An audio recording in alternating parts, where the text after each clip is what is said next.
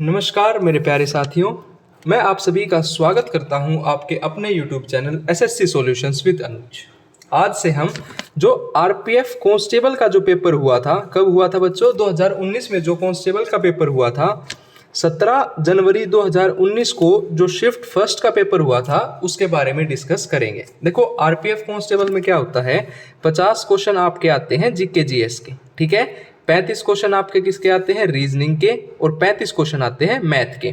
तो सबसे ज्यादा क्वेश्चन होते हैं जीके जीएस के, और इसी में बच्चों को प्रॉब्लम होती है। तो आज से हम डेली एक प्रीवियस ईयर के पेपर का एनालिसिस करेंगे। देखो, पहला क्वेश्चन क्या कहता है? पहला क्वेश्चन कहता है निम्नलिखित में से कौन सा एक सबसे कम भू क्षेत्र है?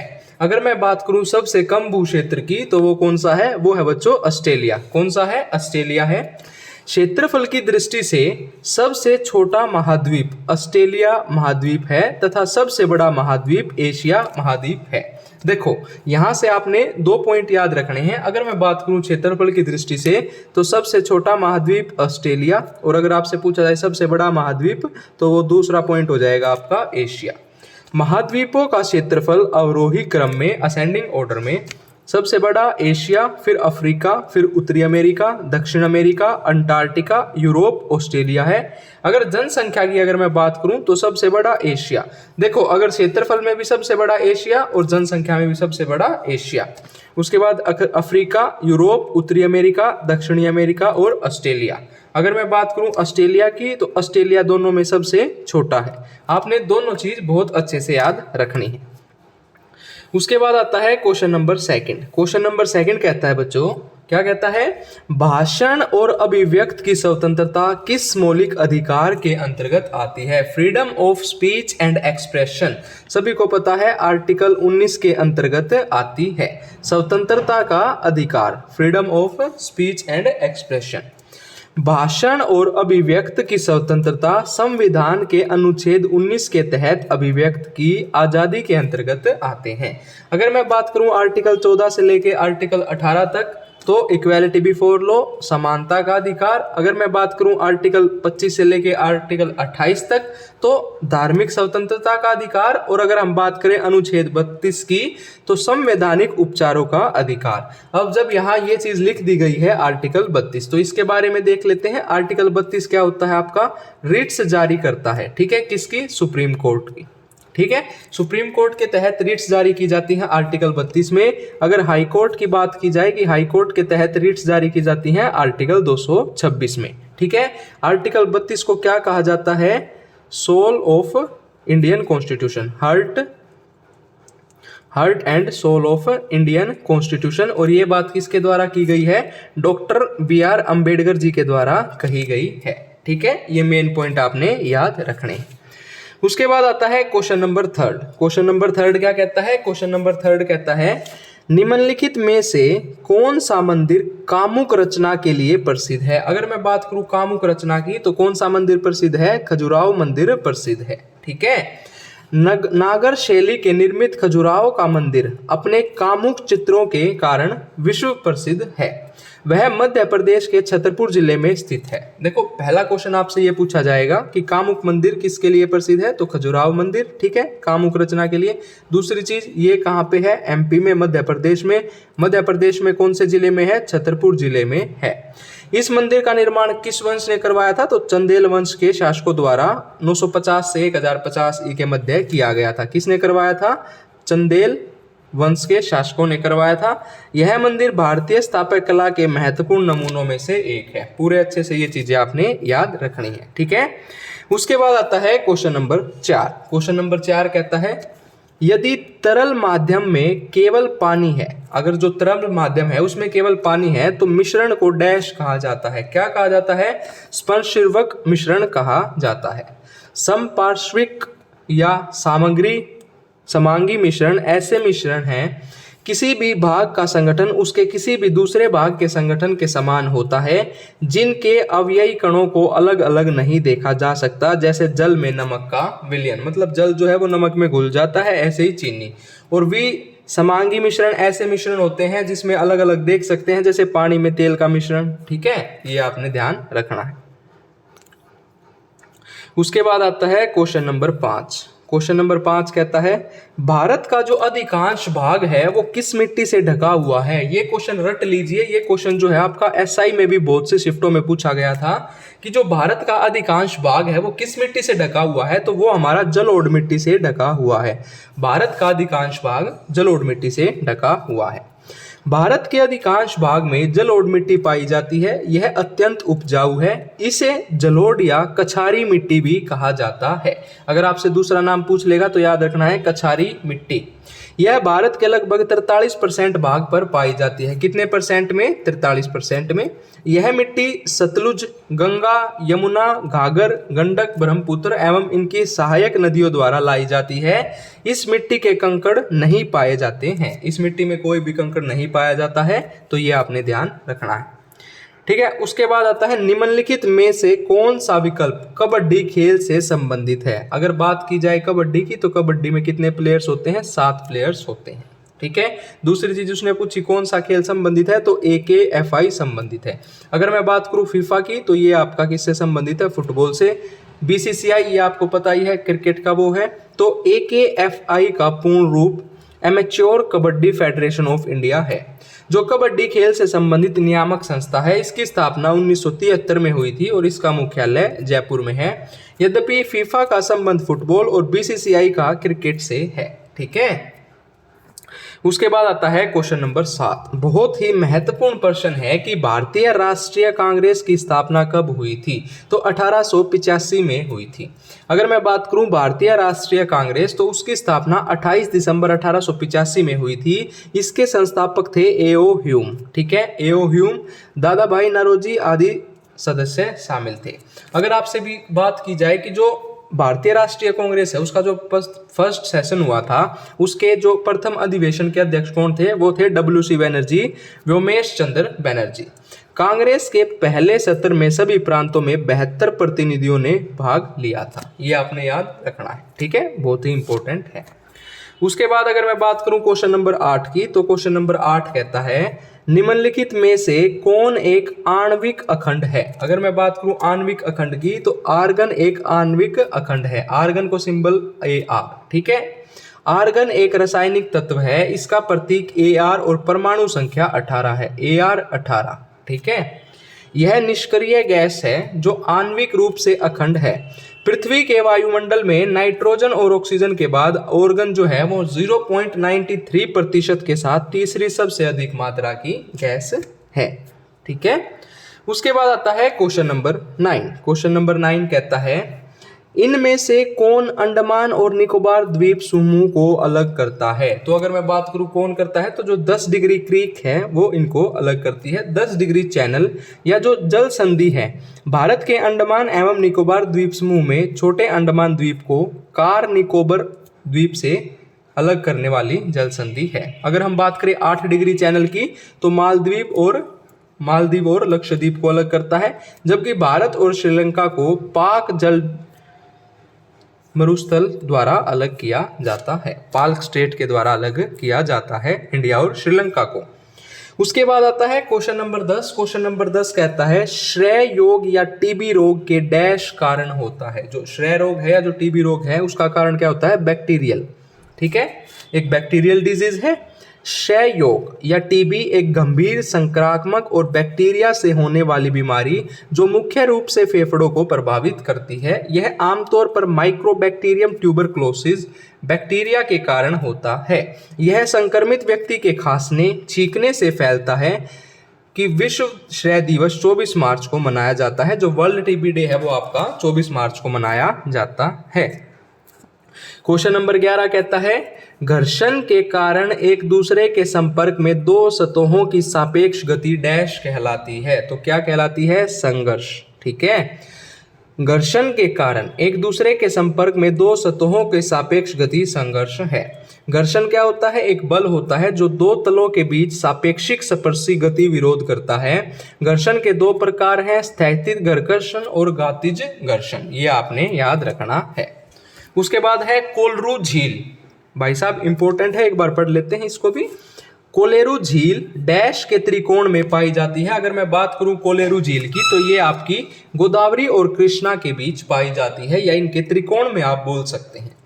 कोलेरू या कोलरू झील भारत के आंध्र प्रदेश राज्य में कृष्णा जिले में मीठे पानी की एक झील है। कहाँ पे है बच्चों? आंध्र प्रदेश में है। कहाँ पे है? आंध्र प्रदेश में। कोलेरू झील गोदावरी और कृष्णा के त्रिकोण पर स्थित है। यह झील चिल्का झील व पुलिकट झील की तरह लैगून झील है। इसे वर्ष 1999 में भारत के वन्य जीव संरक्षण अधिनियम 1972 के तहत एक वन्य जीव अभ्यारण्य के रूप में अधिसूचित किया गया था। बस इतना आपने याद रखना है। उसके बाद आता है क्वेश्चन नंबर 13। क्वेश्चन नंबर 13 भी बार बार पूछा जाता है कि जो लोकसभा है, लोकसभा में कितने एंग्लो इंडियन सदस्य मनोनीत किए जा सकते हैं? तो वो आपके 2 किए जा सकते हैं। देखो बच्चों, ये याद रखना है नहीं थे। अब इसको काट दो। अब क्वेश्चन आपसे पूछा जाएगा कि जो लोकसभा थी उसमें जो एंग्लो इंडियन सदस्य थे उनको खत्म कर दिया गया किस कॉन्स्टिट्यूशनल अमेंडमेंट एक्ट के तहत? देखो, पहले किए जाते थे 2, किसके द्वारा किए जाते थे? राष्ट्रपति के द्वारा किए जाते थे। लेकिन भारतीय संविधान का जो अनुच्छेद 331 है उसके तहत राष्ट्रपति लोकसभा में 2 सदस्यों को आंग्ल भारतीय समुदाय में नियुक्त करते थे। परंतु 104वां जो संविधान संशोधन अधिनियम पारित हुआ था 2019 में, उसके द्वारा लोकसभा और राज्य विधानमंडल के एंग्लो इंडियन की सीटों का आरक्षण को समाप्त कर दिया गया है। अनुसूचित जाति और अनुसूचित जनजाति वर्गों के लिए सीटों का आरक्षण अगले 10 साल तक बढ़ाया गया है। ठीक है। उसके बाद है क्वेश्चन नंबर 14। क्वेश्चन नंबर 14 कहता है, यदि किसी व्यक्ति को दोनों संसद भवन के लिए चुना जाता है तो उस व्यक्ति को घर के वांछित हॉल में डैश के भीतर काम करने के बारे में सूचित किया जाना चाहिए। तो 10 दिन के भीतर। ठीक है। देखो, जन प्रतिनिधित्व अधिनियम 1991 की जो धारा थी 68(1) एवं संविधान का अनुच्छेद 101 के अनुसार यदि कोई व्यक्ति दोनों सदनों भवन के लिए चुना जाता है तो उस व्यक्ति को सदन के वांछित हॉल में 10 दिन के भीतर काम करने के बारे में सूचित करना चाहिए। ठीक है। उसके बाद आता है हमारा क्वेश्चन नंबर 15। क्वेश्चन नंबर 15 क्या कहता है? क्वेश्चन नंबर 15 कहता है, ठीक है, जो कोशिका है, कोशिका के नाभिक का आविष्कार किसने किया था? जो कोशिका है उसका जो नाभिक है उसका आविष्कार किसने किया था? रॉबर्ट ब्राउन ने किया था। किसने किया था? रॉबर्ट ब्राउन ने। ठीक है। के बी याद रख लो, के बी सी करते हो ना, ऐसे के से कोशिका और बी से ब्राउन, तो रॉबर्ट ब्राउन।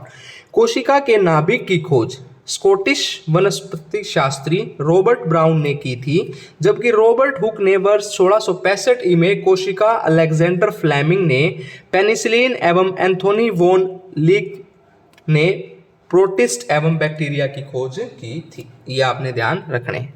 ठीक है।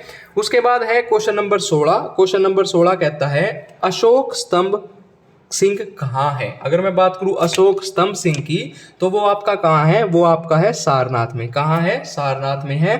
अशोक स्तंभ वाराणसी सारनाथ में स्थित है। जो अशोक स्तंभ है उसका निर्माण सम्राट अशोक ने लगभग 250 ईसा पूर्व में करवाया था।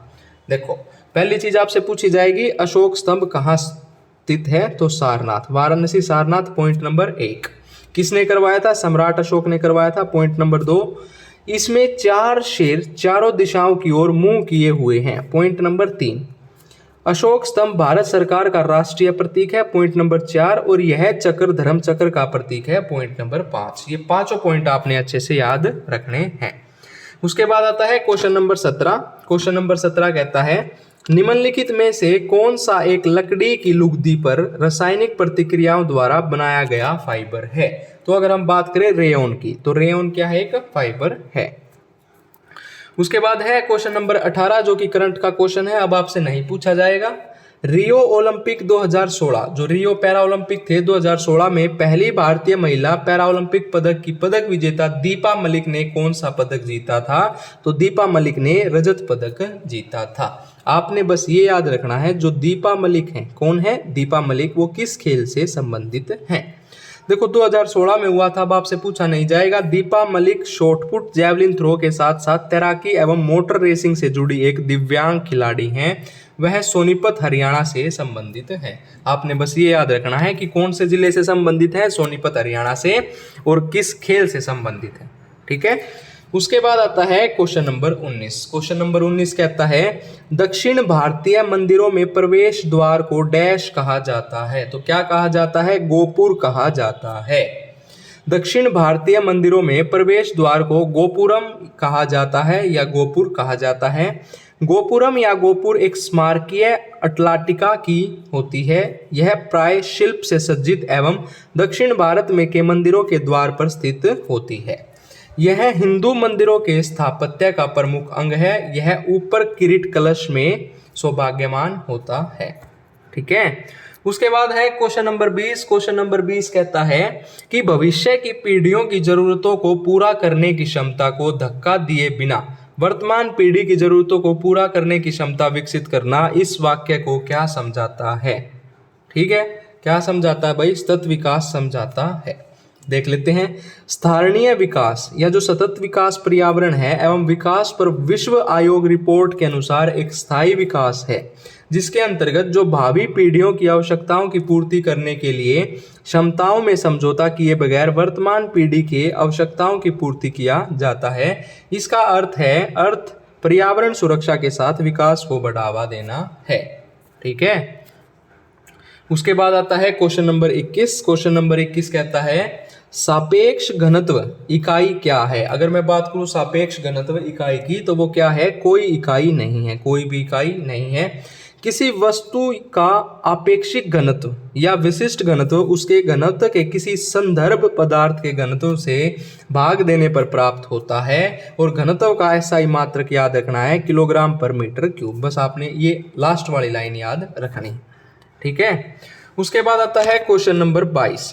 क्वेश्चन नंबर 22 कहता है निम्नलिखित में से दिल्ली के किस लोकप्रिय सुल्तान ने अलाई दरवाजा का निर्माण किया था? अगर मैं बात करूं अलाई दरवाजा की तो अलाई दरवाजा का निर्माण अलाउद्दीन खिलजी ने किया था। जो अलाई दरवाजा है उसका निर्माण किसने किया था? अलाउद्दीन खिलजी ने किया था। अलाई दरवाजा का निर्माण अलाउद्दीन खिलजी द्वारा कराया गया था। इसे खिलजी ने लगभग 1311 में लाल बलुआ पत्थर से युक्त सामग्री से बनवाया था। अलाउद्दीन खिलजी जो है वो दिल्ली सल्तनत में खिलजी वंश का दूसरा शासक था और खिलजी वंश का जो शासनकाल था वो 1290 से लेके 1320 तक था। ठीक है, 1290 से लेके 1320 तक था।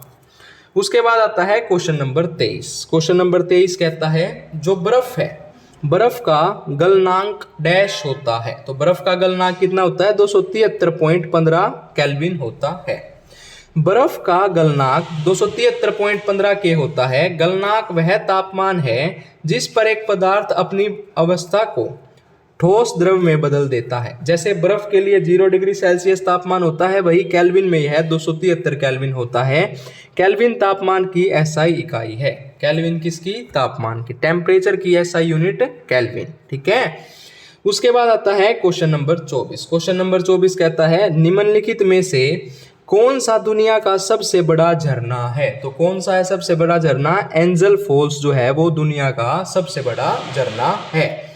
एंजल जल फॉल्स दुनिया का सबसे बड़ा जल प्रताप है। यह वेनेजुएला, दक्षिण अमेरिका में ओरोनोको की सहायक नदी, कैर्वो नदी की सहायक नदी, चूरन नदी पर स्थित है। इसकी ऊंचाई लगभग 979 मीटर और गहराई 807 मीटर है। कुंचिकल झरना भारत का सबसे ऊंचाई में गिरने वाला जल प्रताप है। यह कर्नाटक राज्य में स्थित है। आपसे पूछ सकता है बच्चों कौन से राज्य में स्थित है? तो कर्नाटक राज्य में स्थित है। उसके बाद आता है क्वेश्चन नंबर 25। क्वेश्चन नंबर 25 कहता है जो सत्यमेव जयते शब्द है वो किस उपनिषद में से है? तो सभी को पता है जो मुंडको उपनिषद है उसमें से इस वर्ड को लिया गया है, सत्यमेव जयते। सत्यमेव जयते भारत का राष्ट्रीय आदर्श वाक्य है। यह भारत के राष्ट्रीय प्रतीक के नीचे देवनागरी लिपि में अंकित है। यह मूलतः मुंडको उपनिषद से लिया गया है जो अर्थवेद के मंत्र भाग के अंतर्गत आता है। ठीक है। उसके बाद आता है क्वेश्चन नंबर 26। क्वेश्चन नंबर 26 कहता है जो ओलंपिक पदक विजेता है सुशील कुमार, सुशील कुमार जो है वो किस खेल से संबंधित है? कुश्ती से संबंधित है। ठीक है।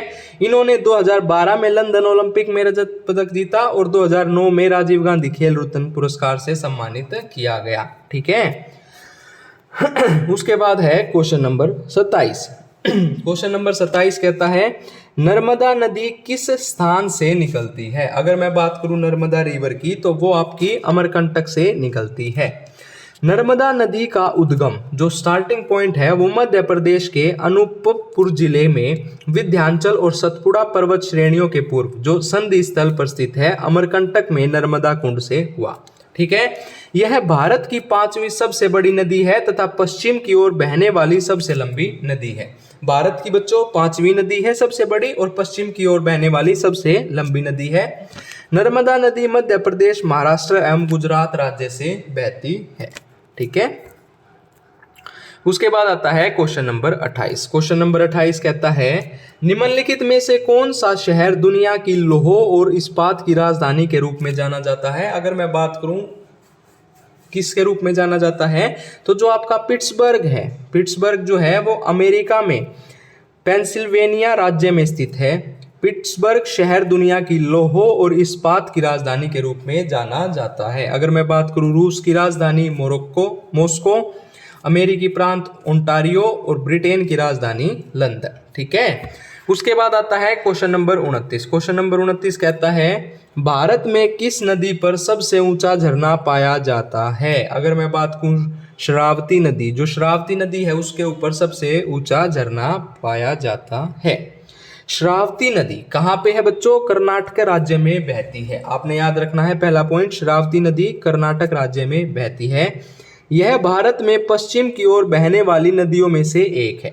इस पर भारत का सबसे ऊंचा झरना जोग जलप्रपात या गोरसोपा या महात्मा गांधी जलप्रपात स्थित है। जो पेरियर नदी है उसका उद्गम पश्चिमी घाट की शिवगिरी पहाड़ी से होता है। कावेरी नदी का उद्गम पश्चिमी घाट के पर्वत ब्रह्मगिरी पर्वत से निकलती है। ठीक है, उसके बाद है क्वेश्चन नंबर 30। क्वेश्चन नंबर 30 कहता है मौलिक अधिकारों में समानता का अधिकार क्या है? जो मौलिक अधिकार है उनमें समानता का अधिकार है कि कानून के समक्ष सभी लोग समान हैं, और ये आर्टिकल 14 से लेके आर्टिकल 18 में इसके बारे में बताया गया है। मौलिक अधिकारों में समानता का अर्थ होता है कानून के समक्ष सभी व्यक्ति समान हैं, अर्थात कानून विभेद का निषेध करता है। इसका विवरण भारतीय संविधान के जो मूल अधिकार शीर्षक आर्टिकल 14 से 18 तक समानता के अधिकार का प्रावधान करता है।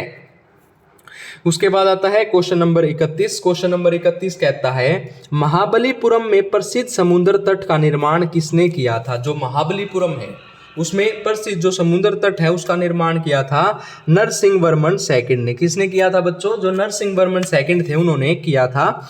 महाबलीपुरम में प्रसिद्ध समुद्र तट का निर्माण व महाबलीपुरम मंदिर का निर्माण नरसिंहम द्वितीय ने करवाया था। इतना आपने याद रखना है। उसके बाद कहते हैं डैश को धार्मिक स्वतंत्रता दी गई है, तो सभी भारतीय नागरिकों को धार्मिक स्वतंत्रता दी गई है। अगर आपसे अनुच्छेद पूछे तो अनुच्छेद 25 से 28 के बीच सभी भारतीय नागरिकों को धार्मिक स्वतंत्रता दी गई है। अब एक बार पढ़ लेते हैं 25 से 28 के बीच। अनुच्छेद 25 कहता है कर्ण व धर्म के प्रचार प्रसार की स्वतंत्रता। आप कोई भी धर्म अपना सकते हैं और उस धर्म का आप प्रचार प्रसार कर सकते हैं।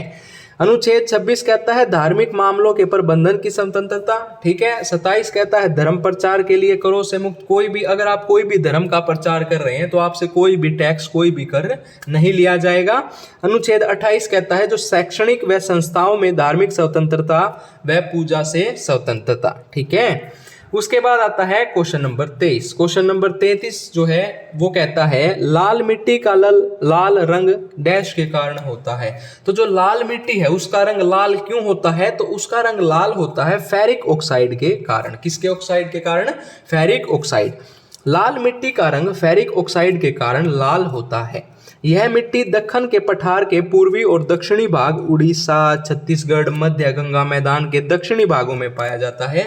इस मिट्टी में लोहा, एल्युमिनियम और चूना अधिक पाया जाता है। यह मिट्टी अत्यंत रंध्रयुक्त होती है।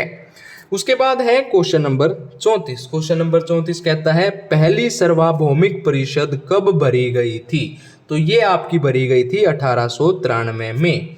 भारतीय परिषद 1892 के द्वारा 1893 में एक सार्वभौमिक परिषद का गठन किया गया। 1892 का भारत परिषद अधिनियम में सबसे महत्वपूर्ण प्रावधान निर्वाचन पद्धति की शुरुआत थी।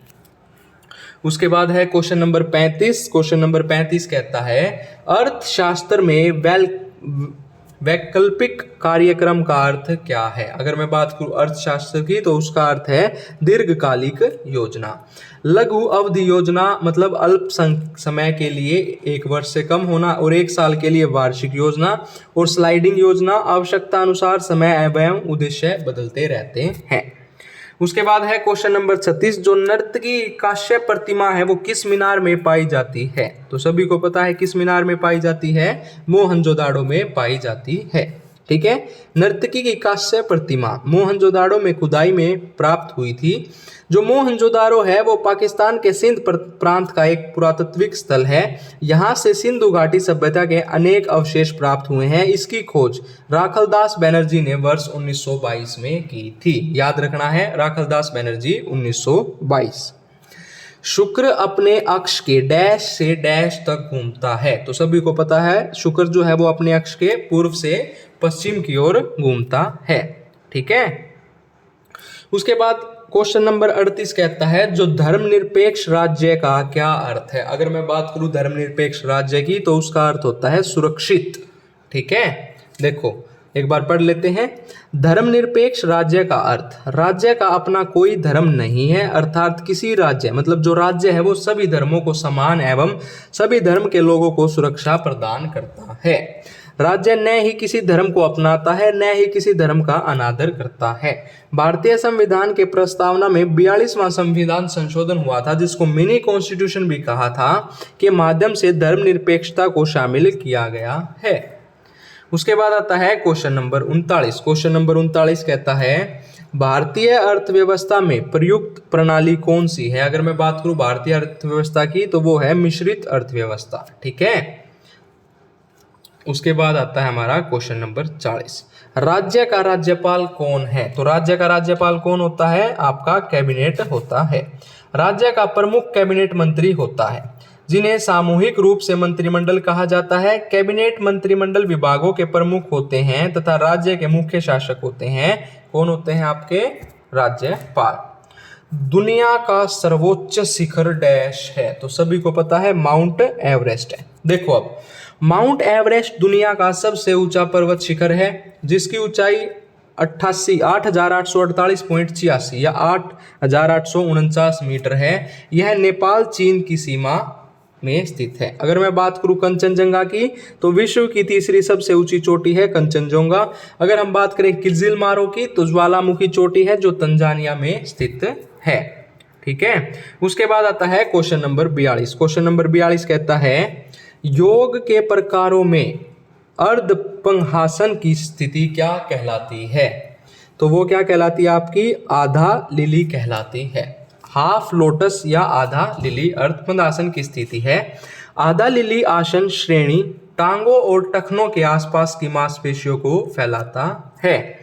उसके बाद है क्वेश्चन नंबर 43। क्वेश्चन नंबर 43 कहता है बच्चों यदि संसद अनुमोदन नहीं करती है तो अध्यादेश की अधिकतम अवधि डैश होती है। तो कितनी होती है, या तो आपकी 6 महीने होगी या 6 हफ्ते होगी। ठीक है, अध्यादेश ऐसे कानून हैं जिन्हें केंद्रीय मंत्रिमंडल की सिफारिश पर भारत का राष्ट्रपति अनुच्छेद 123 के द्वारा प्रख्यापित किया जाता है। ठीक है, उसके बाद है क्वेश्चन नंबर 44। क्वेश्चन नंबर 44 कहता है वास्तुकला में पंचायतन शैली शब्द से संबंधित है। तो क्या है आपका, मंदिर। देखो अब वास्तुकला में पंचायतन शैली मंदिर निर्माण की शैली, इसमें एक केंद्रीय मंदिर होता है जो 4 अन्य सहायक मंदिरों से घिरा होता है। जैसे हो गया आपका द्रविड़ शैली, नायक शैली, नागर शैली। मंदिर निर्माण की अन्य शैलियां हैं। बेशर शैली भी भारतीय मंदिर में पाई जाती है। उसके बाद है क्वेश्चन नंबर 45। क्वेश्चन नंबर 45 कहता है आर्टिस्टिक जिम्नास्टिक किस संस्था से जुड़ा है। तो ये आपका विश्व चैलेंज कप से जुड़ा है। इसके बारे में ज्यादा नहीं याद रखना। उसके बाद है राज्य परिषद को डैश भी कहा जाता है। तो राज्यों का परिषद भी कहा जाता है।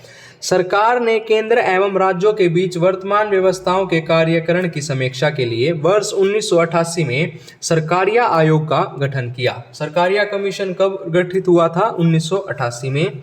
आयोग की सिफारिश पर संविधान के अनुच्छेद 263 के तहत एक अंतर्राष्ट्रीय परिषद का गठन का प्रावधान किया गया और इसको क्या कहा जाता है, राज्य परिषद या राज्यों का परिषद भी कहा जाता है। ठीक है, उसके बाद आता है क्वेश्चन नंबर 47। क्वेश्चन नंबर 47 कहता है एक मुद्रा की मुद्रा से तुलना में मूल्य को डैश कहा जाता है, तो विदेशी मुद्रा विनिमय दर कहा जाता है। ठीक है, उसके बाद है क्वेश्चन नंबर 48। क्वेश्चन नंबर 48 कहता है राइडर शब्द किस खेल से जुड़ा हुआ है, तो राइडर जो है वो आपका, रेडर जो है वो आपका कबड्डी से जुड़ा हुआ है। जिस प्रकार क्रिकेट में बल्लेबाज और गेंदबाज होते हैं, उसी प्रकार कबड्डी में दो प्रमुख प्रकार के खिलाड़ी होते हैं। एक होता है आपका रेडर या राइडर, एक होता है डिफेंडर। रेडर वे खिलाड़ी होते हैं जो विरोधी टीम के पाले में प्रवेश करते हैं और अधिक से अधिक विरोधियों को छूने की कोशिश करते हैं। उसके बाद है क्वेश्चन नंबर 49। क्वेश्चन नंबर 49 कहता है जो खजुराहो में कंदरिया महादेव मंदिर भगवान डैश को समर्पित है, तो किसको समर्पित है, भगवान शंकर को समर्पित है। खजुराहो के मंदिरों में सबसे विशाल कंदरिया महादेव मंदिर है जो मूलतः भगवान शिव को समर्पित है। मंदिर का निर्माण 999 ईस्वी में राजा धंगवेल चंदेल ने करवाया था। उसके बाद आता है क्वेश्चन नंबर 50। क्वेश्चन नंबर 50 कहता है वित्तीय सहायता द्वारा नियंत्रित की जाती है। जो वित्तीय सहायता है वो किसके द्वारा, जो आरबीआई है, रिजर्व बैंक ऑफ इंडिया है, उसके द्वारा नियंत्रित की जाती है। भारतीय रिजर्व बैंक देश का केंद्रीय बैंक है। इसकी स्थापना 1 अप्रैल 1935 को हुई थी। आपसे पूछ सकता है कि आरबीआई की स्थापना कब हुई, 1 अप्रैल 1935 को हुई थी।